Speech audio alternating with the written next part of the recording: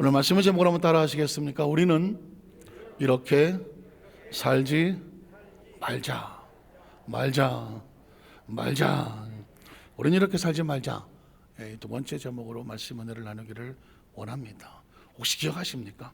지난주 금요 체례배에 하나님을 기쁘게 하지 않는 그런 자와 같이 말자고요. 하나님을 기쁘게 하지 않는다. 혹시 여러분 단어의 의미를 알면은요, 이 진짜 무서운 단어입니다. 하나님을 기쁘게 해야 하는 우리가 하나님을 기쁘게 하지 않는 그런 모습으로 살아간다는 것은 이건 끝이 정해져 있는 겁니다. 성경은 그래서 우리에게 고린도서 10장 5절에 이렇게 말하지 않았습니까? 10장 5절에 보니까 형제들아 난 너희가 알지 못하기를 원하지 아니하노니. 빨리 넘어가요. 우리 조상들이 다 구름 아래 있고 바다 가운데를 지나며 모세에게 속하여 다 구름과 바다에서 침례를 받았고 다 같은 신령한 음식을 먹었는데 다 같은 신령 음료를 마셨는데 이는 그들로 따르는 신령한 반석으로부터 마셨으며 그 반석은 그리스도 예수다.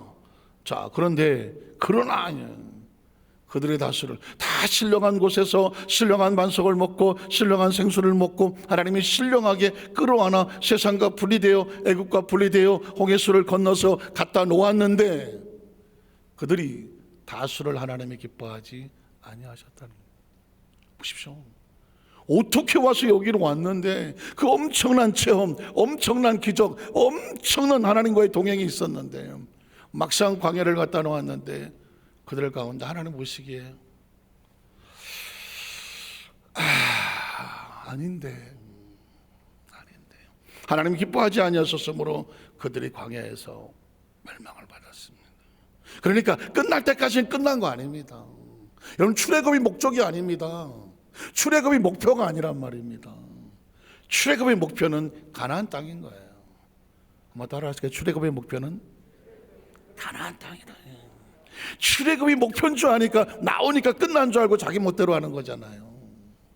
출애굽은 광야를 가기 위한 목적일 뿐입니다. 그 목적들이 모여서 목표를 이루는 거거든요. 그러니까 우리는 지금 우리가 예수를 믿고 구원받아서 이 공동체를 섬기며 신랑이 올 때까지, 주님이 오실 때까지 우리의 신앙의 아름다운 삶을 신부단장하는 것은 이게 끝이 아니라니까요. 이게 목표가 아니에요. 이건 목적이에요. 그 목적이 잘 목적대로 살았는지 언제 하느냐? 혼인잔치 안에 들어갈 때 하는 거예요. 가나안 땅에 들어가 봐야 내가 그 목적을 잘 끌고 와서 갔구나.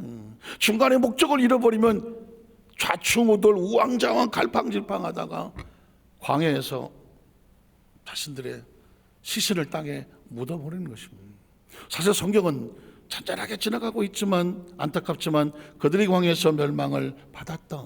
왜 받았을까? 민수기 14장 20절 23절 지난주에 다 들었던 말씀입니다. 여호와께서 이르실 때 내가 내 말대로 사하노라.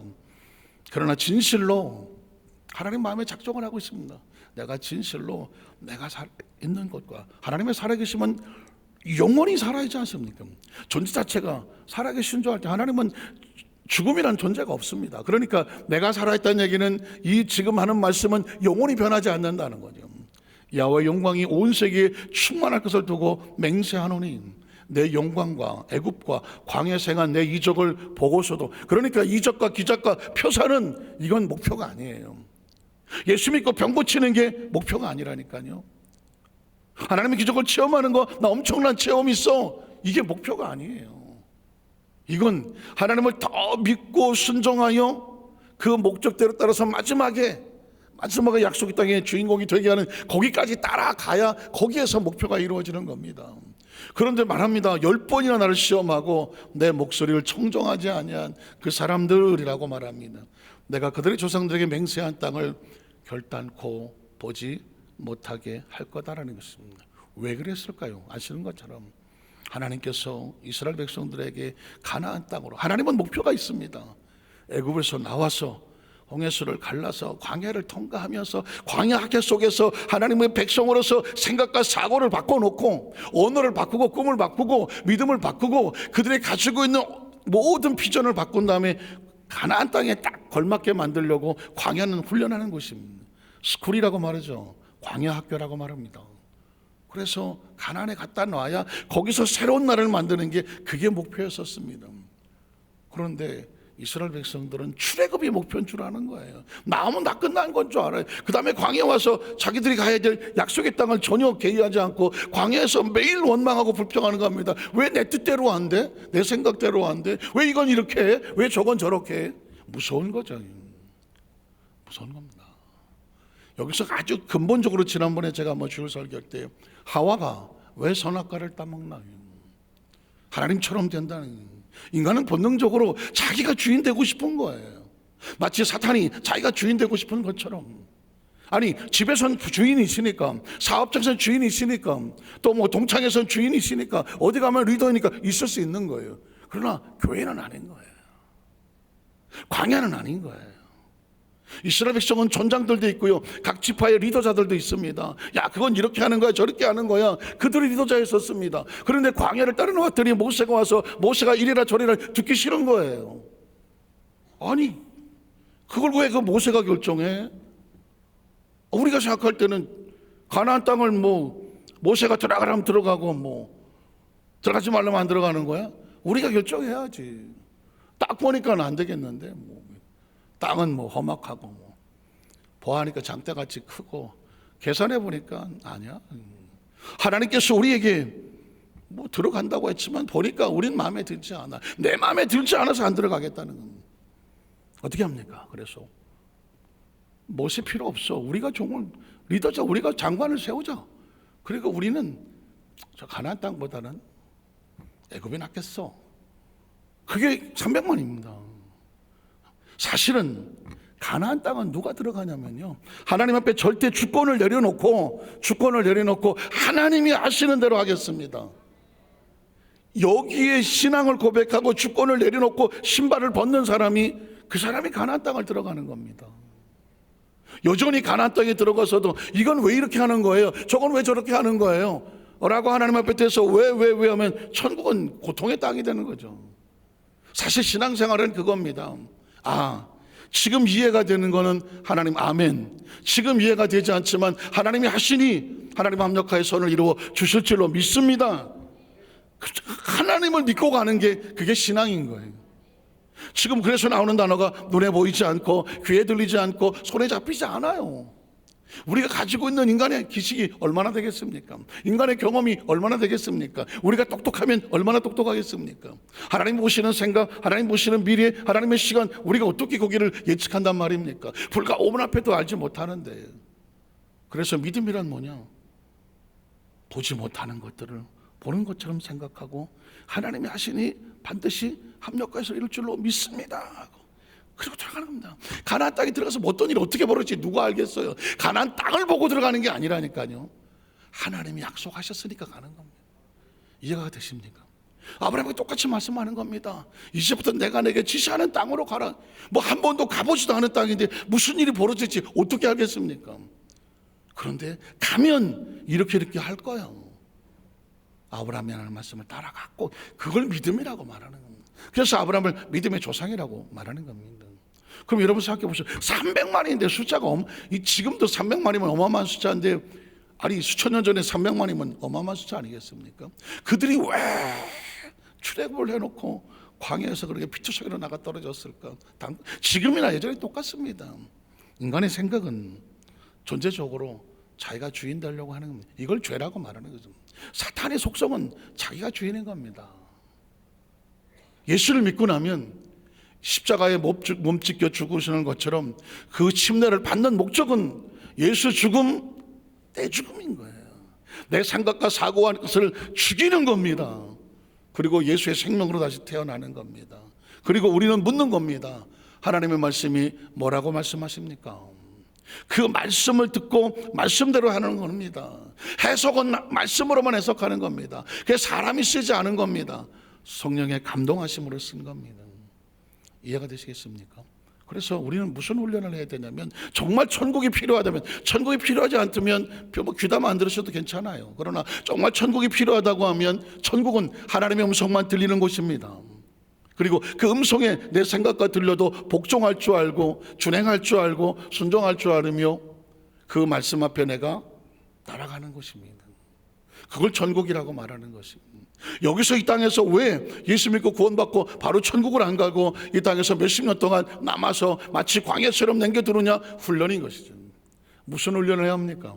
하나님의 음성을 분간하고 말씀을 들었으면 그 말씀을 듣고 아멘 할 수 있는 것이죠. 하는 겁니다. 내가 해석하는 것이 아닙니다. 신앙생활에 가장 힘들고 어려운 것은 사사건건 자신이 해석하려고 하는 겁니다. 이러면 힘들지 않겠습니까? 그런데 여기서 하나님의 뜻이 어디 있지? 이걸 생각하면 생각이 달라지는 것이죠.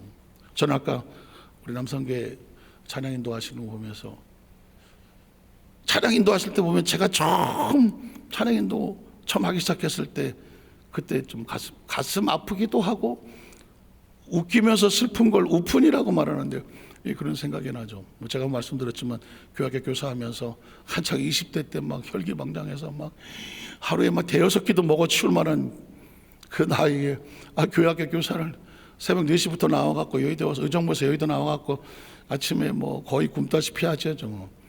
9시인가 중학교 3학년 예배를 드리고 끝나고 나면 11시에 또 어른 예배 드리고 12시 반 되면 거의 허기지는 거죠. 뭐 그냥 눈에 뵈는 건 다 동그란 건 빵으로 보이는 빵인데, 그리고 도시락이라고 주는데 지금 생각하면 1,500원짜리인가. 그냥 뭐 저희 같은 사람은 딱 젓가락을 2번 딱 뜨면 끝나는. 야, 진짜 배고팠어요. 근데 마침 이제 4명씩 한 조야, 한 4명씩. 야, 근데 또 저는 또 제 조에는 여자 선생님만 3명이야. 연세가 지긋하신 분하고 슈퍼 올드미스, 골드미스, 슈퍼 골드미스.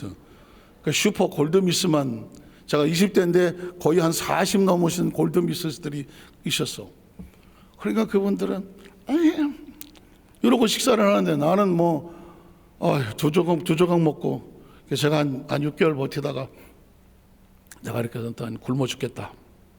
왜냐면 그거 하나 먹여놓고 1시에 반성기도 하지, 중학교 3학년 반성기도 하지, 좀 끝나놨더니 3시에 또 모아놓고 1, 2, 3학년 다 전체 반성기도 하지.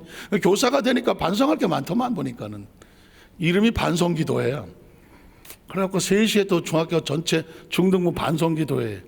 그럼 몇 시야? 4시 반. 5시쯤 돼야 끝나는 거예요. 한 달에 한 번은 또 기도원을 올라가야 된다 그래요. 그 상태로. 또 기도원을 또 올라가서 밤 12시 넘어서 내려오고 이러거든요. 제가 허기가 져서 못하겠더라고요. 그래서 내가 다음 주는 봉사처를 딴 데로 옮겨야지. 내가 도무지 배가 고파서 안 되겠다. 이렇게 생각을 하고 다음 주에 안 나와야지. 이제 얘기하고 딴 데로 가야지. 이러고 있는데 갑자기 광고에 다음 주에 독서로 야유회를 갑니다. 그래서 제가 독서를 안 잊어버려요. 독서를. 옛날엔 떡소라 그랬잖아요. 그래갖고 그래? 그러면 야외배를 한번 갔다 가자. 그래. 야외배를 한번 갔다가 코가 낀 겁니다. 거기서 중등부 1학년, 2학년, 3학년 교사들끼리 막 게임하고 할 때, 제가 또 리더를 또 했지 않습니까? 게임 리더를. 그래갖고 또 중등부 3학년이 1등을 했어요. 교사들이. 그때 장로님이 있다가, 김 선생님, 다음 주부터 찬양 인도하세요. 그래요. 다음 주부터 찬양 인도하라고 그러더라고요. 그래서 얼떨결에 네 알았습니다. 그러고 한 주간 내내 찬양 인도를 내가 해봤어야지. 교사들 찬양 인도하는. 한 주간 내내 열심히 찬양을 연습해갖고 4명의 선생님과 함께 딱 내가 그날을 안 잊어버려요. 그 당시 한창 했던 찬양이 주여 이 죄인을, 예수여, 엄청 높아 또. 이 죄인을 진짜 그러니까 얼마나 떨렸겠어요. 그 처음 할 때 다 같이 이제 하는 거예요. 세상에서 방황할 때가. 근데 제가 처음 느꼈던 건데요, 사람이 긴장을 하니까 여기 입술이 다다다다다다닥 떨리더만. 잊어버리지 않아요. 예수야 다다다다다다다 이 죄인을 어떻게 했는지 몰랐던 간에, 그러니까 내가 죄인이더만 하여튼 간에 그렇게 해서 한 30분을 찬양 인도를 하고 앉아갖고 완전히 죽을 쓴 거지 뭐. 앉아서 이러고 앉아. 그랬더니 장로님이 또 은혜 받았다고 그러는데 여기가 다달다달 떨리는 은혜 받았다. 다음 주에도 그래갖고 그때 붙여갖고 5년 동안 했잖아요. 5년 동안 붙였더니 그래서 제가 하는 얘기가 뭐냐면 뭐라도 해라. 붙잡혀서 하든지 여기가 덜덜덜덜 떨려서 하든지 하여튼 간에 열심히 해라. 하나님의 나라는 그런 거예요. 하나님의 나라는. 그래서 오늘 이렇게 남성교회가 봉사만은 났지 언제 뭐 찬양하고 이리도 할 기회가 있었겠어요. 그래도 불구하고 한 번씩 이런 기회가 줬을 때 얼마나 마음 졸이면서 하실까. 그러나 그 모습을 지켜보는 저는 얼마나 이쁜지 몰라요. 하나님 보시기에는 얼마나 소중하겠습니까?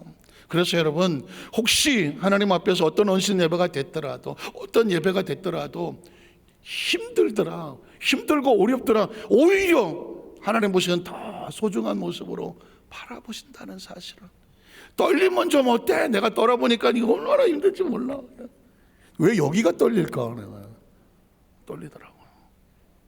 제가 옛날에 첫 설교할 때도 너무 긴장을 해갖고 그냥 한 단어 잊어버려갖고,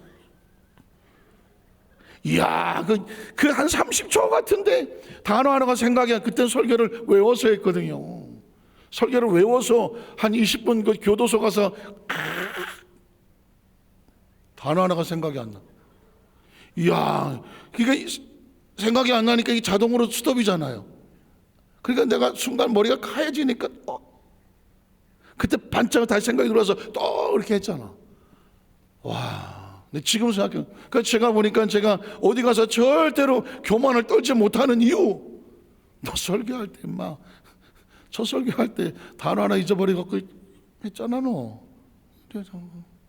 처음 찬양 인도할 때 여기 떨린 거 알지? 압니다. 하나님이 알아, 그런 거예요. 그래서 저는 여러분, 어떤 누구가 어떤 모습이든지 하나님 앞에서 온전하지 않아도 괜찮아요. 완벽하지 않아도 괜찮아요. 잘하지 않으면 어때? 그 마음의 중심에서 하나님 앞에 되면 되는 거죠. 기억하십시오. 하나님께서 우리가 원하시는 건 뭐냐? 중심이에요. 제가 오늘 국민일보 기사를 하나 보다가요, 오늘자예요. 오늘자 2024년 2월 2일 금요일 어느 목사님이 바이블 실론이라고 설교를 하나 썼어요. 그런데 어느 교회에 주보 글에서 이런 내용을 보았다라고 하면서 기사가 하나 있길래 제가 한번 스크랩을 해왔습니다. 근데 제가 지금부터 4가지 주보 내용을 읽어 드릴 텐데, 이 내용을 읽고 마음을 돌아보며 부족하고 게으르며 죄송한 마음이 든다면 은혜인 거예요. 근데 제가 이거를 4개를 읽었는데, 뭐야 이거 너무 심한 거 아니야? 반감이 생기고 거부감이 생긴다면 그건 신앙이 병든 거예요. 이 이야기는 지금부터 하는 얘기가 듣기 좋은 소리일까요? 좀 듣기 거시기한 소리일까요? 네, 거시기한 소리예요. 마음의 준비를 단단히 하시고 한번 들어보세요. 그런데 하나님이 원하시는 거예요. 제가 한번 읽어볼게요. 집안일이나 직장일로 너무 바쁘고 시간이 없으면 교회에 나오지 마십시오. 하나님은 여러분이 기억하고 드리는 정성스러운 시간을 원하시지 다 쓰고 남은 짜투리 시간을 원하지 않습니다. 어느 교회에서 이런 주보를 냈을까요? 두 번째, 이런 일 저런 일로 쓰다 보니 물질이 없으면 헌금하지 마십시오. 하나님은 여러분의 첫 열매와 정성을 원하시지 여러분이 쓰다 남은 물질을 받으시는 거지가 아닙니다. 세 번째, 집안일과 동네 일로 찌들고 힘들면 교회에 봉사하지 마십시오. 하나님은 찌든 마음과 귀찮은 마음으로 하는 봉사를 받으실 만큼 구차하지 않습니다. 마지막 4번째로, 직분을 받고 그 직분을 잘 감당하지 못하려면 그 직분을 포기하십시오.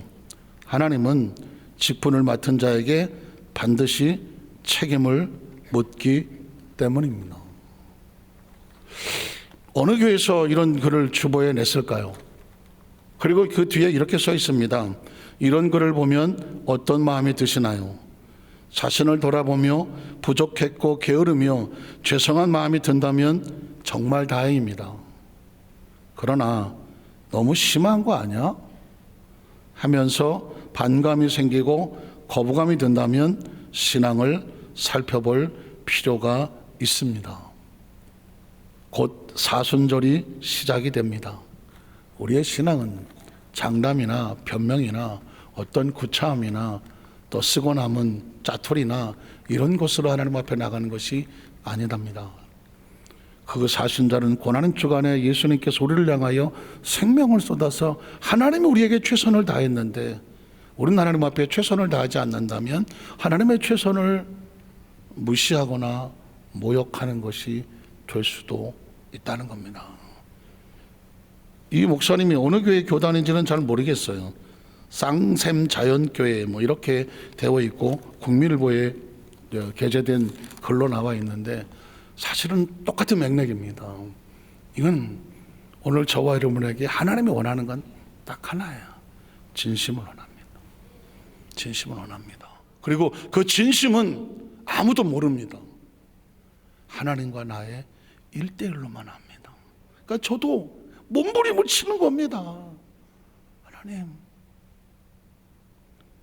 몸부림을 칠 수밖에 없어요. 진심이기를 원해요.